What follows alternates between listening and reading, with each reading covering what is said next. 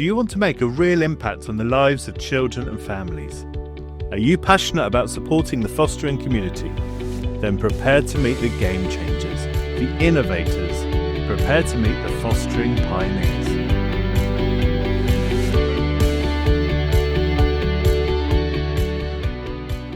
Welcome to the Fostering Pioneer podcast, where we shine a light on the incredible work of fostering pioneers in Wales. We'll be talking to the carers who are stepping up, sharing their experiences and driving positive change in the fostering community. Join us as we explore the Fostering Pioneer programme, discover how these carers are making their voices heard and how you can get involved. It's time to be inspired. It's time to hear from the pioneers. Let's get started. Well, welcome, Brian, to the Pioneer podcast. It's great to have you here. Yeah, great, Joey. It's nice to join you and be nice to say a few words. It is, and we are sort of speaking cross Wales, aren't we? So I'm down in sunny Cardiff. And where are you, Brian? On the Isle of Anglesey, just off the Isle of Anglesey in the town of Holyhead. I have a 10-minute walk from my door to the ferry to Dublin, so that's sometimes very often a nice day out for £10 return. That's a bargain, wow. Lots of Guinness. Are you a Guinness fan? Yes, I like the Guinness factory in Dublin's well worth a visit, Joey, if you ever get the chance. So, yeah, thank you for being here. So we're going to talk about fostering, about your role as a pioneer. It's always nice for the listener to hear a bit about kind of how you got into all this. So what was your journey into becoming a foster carer? I've been with my wife, Hilary, for 43 years. My background is I worked in the aluminium industry for Rio Tinto for 37 years. And then when I finished with them through the company closing, I done some support work in some roles. And we have two sons. They're now 40 and 38-year-old. So our pathway into fostering basically goes back to 2011, where initially the children had left home, they'd gone on to university and set out on really good career paths for themselves and been very family orientated as we were. We were looking at, where we were going to go in the future. So we looked into actually child minding, and we went along and done the cash diploma level 3 in home-based childcare. So we qualified in that in early 2011, and we were looking at setting up a child-minding business. And then the fostering situation reared its head. So we decided to change direction and look at that and get the information on the fostering thing. So that's where our start to it was. And really frustrating start for us, I felt, because it actually took us 14 months from applying to become foster carers to actually getting approved. And I mean, talking to all the experts today and the recruitment team on the island here, they're now doing it in 4 to 6 months. So it's a really big improvement, and I look back and think, how did it take 14 months when, my wife had been together from a young age, and we'd lived in the same home, we'd had steady jobs for many years. And I think to myself, surely it shouldn't have taken as long as it did, but thankfully that's changed. So that was our pathway into it. And we eventually got approved to become foster carers in May 2012. So you were thinking about doing childminding, but then fostering came along. Was there a particular sort of thing that motivated you to decide to foster rather than to childmind? Yeah, I think it was the fact that it would be more, the childminding thing was always going to be a thing of, maybe picking children up after school and then going back home, or having the child dropped off at 7 o'clock in the morning and take them to school or whatever like that. So we thought with fostering, it might be more of a chance of a family connection and more time spent to do things. One of the things we did enjoy doing with our children was days out, was, the different things they'd done, the scouts, the guides, the whatever it may be, like that, different things like that. So all these opportunities, maybe with foster children, could be something that you could look at giving the children a little bit of a chance in life. So, I mean, when we started looking at it and we started, seriously considering it, and we started to talk to some other people, we felt, this would be for us, we thought. And so it was, really interesting. I think my first placement was in May 2012 of a baby, and that baby ended up going to adoption at 18 months. So our very first placement we took through to adoption at 18 months, and we had another little girl shortly after who was a bit older. I think she was 8. She ended up being with us for 3.5 years. Wow. So our first 2 placements were really, really a good little start for us. So we also took babies after that as well. We took them all babies to adoption or back to the family. and that which has always been nice. And just talking to yourself, you've done some youngsters yourself, so I love you, yeah. yeah, yeah, We didn't plan this question, but I'll ask anyway. So, because often because I know you also talk to people about becoming foster carers and probably get the response, "Oh, I couldn't say goodbye to them." So, your first fostered child in your home, 18 months from yeah. birth. And what was it like saying goodbye? How did you cope with that? Yeah, it was. The first one was really, really difficult, and my wife particularly, she struggled for a long time with it. It took place over a 10-day period, basically, where we met the adoptive parents, and then they moved into the area here spent the 10 days down on the island here. So there was a build-up of the contact with the child through the day. We're going from an hour to 2 hours to half a day to all day, and that over a 10-day period, and then taking the child over to the Cheshire area where the adoptive parents were living. And obviously when it went through, it was, a lovely situation. We saw where the child was moving into, which was a help to us. And then, there was a very tearful situation. I think it took us a few weeks to get over it, to be honest with you. And, probably a long time, some time to cope with it. But we were able to do it. And then when we had a second situation shortly after, with another child came to us from the labour ward and was adopted at 13 months. Would I say it was easier? Probably less tearful, but maybe a little bit easier because we'd lived it the first time. And Yeah. that's so, I think you learn coping techniques, don't you, more than it being any easier. You just cope more better with it. But I think that'd be my experience as well, Brian. I think it took us a long time to get over it, especially the first one. And I think you're right. You don't really get over it, but you have strategies, don't you, of yeah, that's right. how You to have deal with it. And I strategies to think, cope. Yeah, and it's an odd one, isn't it? Because whilst it's very sad because they're going from your care, nearly always in our experience, they've been going on to something that's good. So, permanency with family or into an adoptive place, an adoptive family, and it's really positive for them. It still feels really absolutely. sad. So it's a very odd feeling.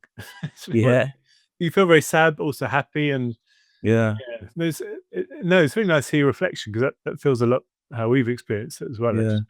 I think for weeks after, everything just started being in our faces. But when we were clearing things away, you think, you've cleared the cots away, you've cleared all the toys away. Then there's something else will crop up that was lying somewhere, or and there's these constant reminders cropping up Yeah, all the time. that's But very no, true. I think it's a great situation that people are coming through as adopters, and that these children can move on to good lives. And Definitely. have good opportunities after. So, that's probably a lovely thing that people can go into the adoption process, to adopt the children. Certainly. Be some lovely children out there. Yeah, thanks, Brian. So just to go back to our proper questions, I threw a curveball there. Yeah, Sorry about that. So we found out about how you became a foster carer, your wife and yourself. So you've had your children; they'd obviously got older, had yeah. capacity, and then became foster carers. So when in that journey did you find out about pioneers, and how did you become a fostering pioneer or involved in that? Well, a few years ago, our local authority got in touch with us, and they asked us would we like to take on a form of mentoring role with, new people that were coming in. They'd had some people approved, and they wanted them to have a contact that they could get in touch with if there was, anything they needed to know. And so we would make contact. And so we were doing basically a mentoring situation when it was required, or, the odd chat, or we'd meet in meetings. And the fostering community on Anglesey, have always been, a really close-knit, good group of people. And, when you're on courses or when you're in meetings or whatever, you have the chance to chat. And so when the pioneering role came up for us here, it really was, a no-brainer for us to think about. This could be what we'd already have done slightly in the past, but a more official way of going about it. And, for example, in the past, prior to COVID, I'd attended the fostering skills courses to chat for a day, doing some presentations and that. So now, for example, as the pioneer role, we can do that now under a pioneer scheme. Like 2 weeks ago, I was able to talk to a fostering skills course that was going on the island up here, so they wanted to talk to some foster carers on that. People who are being going through the skills course at the moment, so we're doing that then as a pioneering role. I've been able to attend some events with them. I've gone to a library, I've gone to a university, spent some time on stands outside, and that's so all this now can be done under the umbrella of the pioneering program. And I think we've got plenty of things coming up in the summer. We've got the Anglesey show, we've got different things where pioneers can be used, attract people in, hopefully be there to help people and support them when they come into it, and play a positive role moving forward.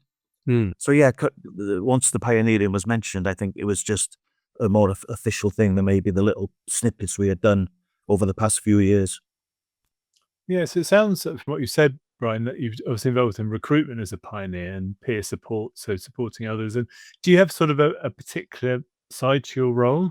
Would you say as for you as a pioneer in the team, is there a particular role that you like doing? Yeah, we spoke with my wife about this, Hilary, because she joins me in the pioneering role, obviously, and I prefer to be like maybe in a recruitment event type of situation, and maybe go out there. If they go into a library or a sports centre moving forward, I prefer to do that side of it, where my wife would prefer to chat to somebody who was coming in, be on the telephone for them, and do that way rather than going out to an event. She preferred to do the other side of it. So I think between the two of us, we've got a good balance for the pioneering role, where we can offer the support really in all areas of it between us. I think the good thing for us is at the moment when the Anglesey are saying, I think there's 7 to 9 people maybe currently in the process of being assessed. So moving forward, we should have plenty of opportunities to carry out the pioneer role in a supportive peer mentoring way with incoming people, as well as looking to improve the recruitment process. If I just can quickly, Joey, I'll mention recently as having the recruitment training event through yourselves, the pioneers, and it was with a gentleman, Phil Watson, from Liverpool Local Authority, who was a foster carer who became their recruitment guru, I think he was described as. And I really was enthralled by his presentation, because I could picture myself in what he was doing when he said that he was taking his recruitment stands to leisure centres, he was taking them to hospitals, he was taking it to, different places where he'd go from 10 till 2. And he was talking about the engagement side of it. It was difficult to get the engagement. Well, when he was talking, I thought, well, Anglesey is doing a lot of what Phil says he's doing in Liverpool. But then the real thing at the end of it to take out of it was that he said one day he was in the leisure centre at a certain time, and he noticed a massive footfall of couples in and out, couple of women in and out. And so he made inquiries like, what's going on? And he was told, well, it's yoga classes tonight, or it's Pilates classes at the moment. And he felt, well, hang on a minute here, maybe this is the time I need to be in the leisure centre. And he made the reference to the hospital as well, where really his target in the hospital may be the staff for, a recruitment event. And so rather than parking up in the foyer from maybe 10 till 2 in a hospital, you might have been looking for, what are the staff changeover times? What are the staff lunch breaks? Is there a staff entrance? And whatever like that, So, I mean, it's something that us in the areas may learn from that type of advice on where we could maybe, look to change some of the model of recruitment and recruitment events. That was really helpful. Because you often are involved in the pioneer training we do each month as pioneers across Wales. We always appreciated your input, and your wife Hilary as well. So the training's I'm glad you brought that up. Yeah, really enjoyed the training, to be honest with you. Like, when we were on the fetal alcohol syndrome training, taking behaviour with Holly last week, and I was going back through the training that we've done on the pioneers. There's some really good training and content, which has been enjoyable. And even looking at the upcoming ones now in September, the impact of shame on children and understanding autism, which is coming up as training opportunities. So, some great stuff to look forward to. for the pioneers, because all this is going to help. Yeah, so the real aim behind it is to to equip the pioneers with everything possible to help you do your roles.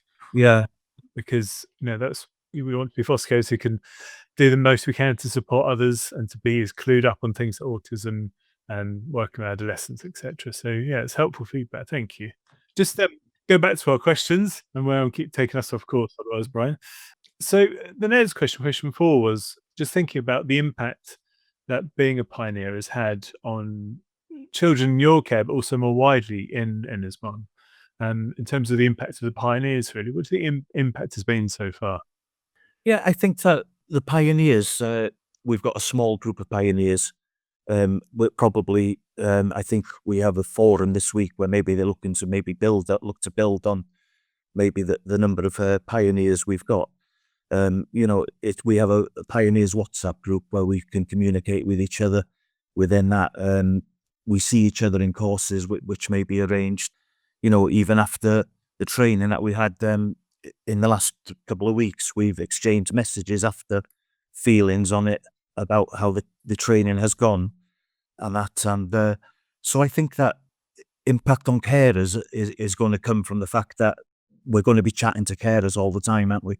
We see each other quite often, and that's good. And the children, obviously, I think there's going to be some summer events coming up where, there's a Chester Zoo trip, for example. There's some summer events arranged, so the children and the other carers come together in events, an opportunity to, spend time not with children in our own care, but children in other people's care as well.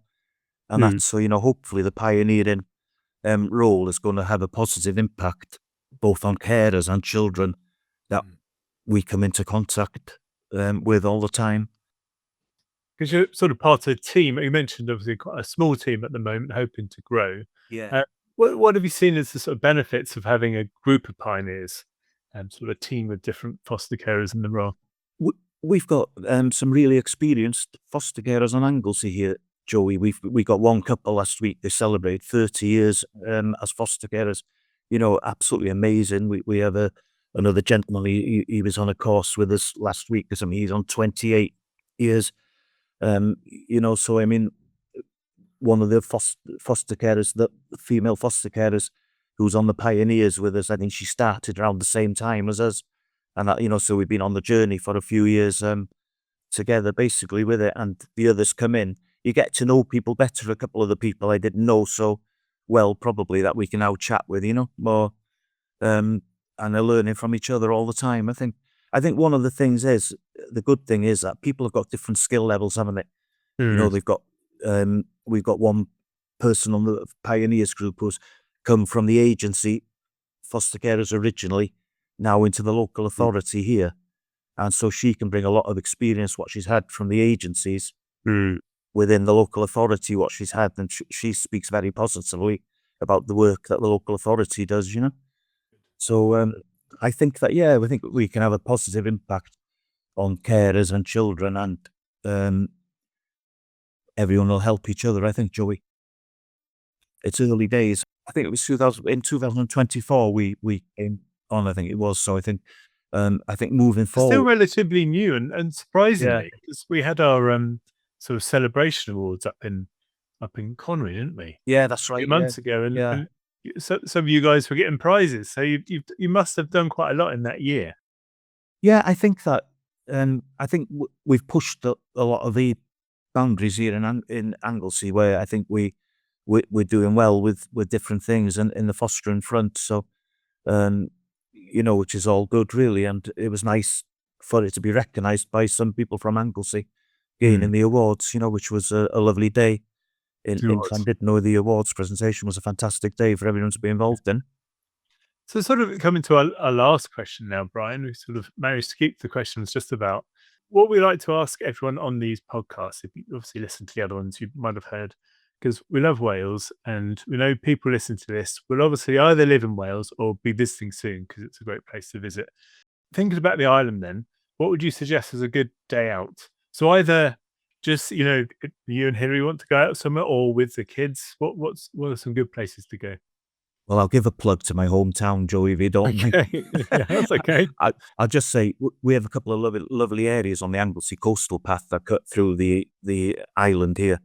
We have the Penrose coastal path, which runs through, but in Holyhead, we have the breakwater, the Holyhead breakwater, which is 1.75 miles long, one of the biggest breakwaters in the UK, I think. So it's a 3.5 mile. And at the start of that, we have the Breakwater Country Park, which is a lovely place to visit. It's right on the sea edge with the boats passing to island, and it's got a lovely big children's play area. It's got a cafe, it's got an information centre on the history of it, and right next to it is the mountain where you can climb over and see the stacks, the South Stack. Holyhead, pretty well world famous. So I would say the Holyhead Country Breakwater Park is a must-do if you come to Anglesey. I'd have to say there, to be honest. We have other things on the island, Joey, which are worth visiting, some lovely areas. The town of Beaumaris, really fantastic, and the Anglesey Sea Zoo, the Butterfly World, Pili Pala, Foyle Farm, some lovely places to visit with children and that. But we got a lovely coastal area all the way around the island, so it's a nice place to be. I think there'll be the tourist board will be after you as well, I think. Yeah, Fostering Pioneer and recruitment for the Wales tourism. It's brilliant, isn't it? Right. Well, you made it sound very appealing. I hope so, Joey. Maybe it'll be overcrowded with people this summer, I imagine. So people will charge them to get in. Yeah. But Brian, thank you so much. It's really it's lovely to chat to you. I think it's nice as well because as people know, I'm a foster carer as well. I think we've got sort of some shared experiences of fostering little ones and seeing them go. So it's nice to talk to someone else who's been through that, really, and just thinking about what that's like. And also to hear about your role as a pioneer, because you were one of the people quite early on who was suggested as a really good pioneer to speak to in terms of someone who's getting things done and really good at recruitment, really passionate about the role. So that's really come across. So thank you so much, Brian. Yeah, great, Joe. It was lovely to chat to you, and hopefully we'll see you soon. Now I've heard how nice it is, I might have to come in person. Yes, hopefully, Joe. Thanks. Give me a call. Will do. Thanks, Brian. Yeah, thanks very much, Joey.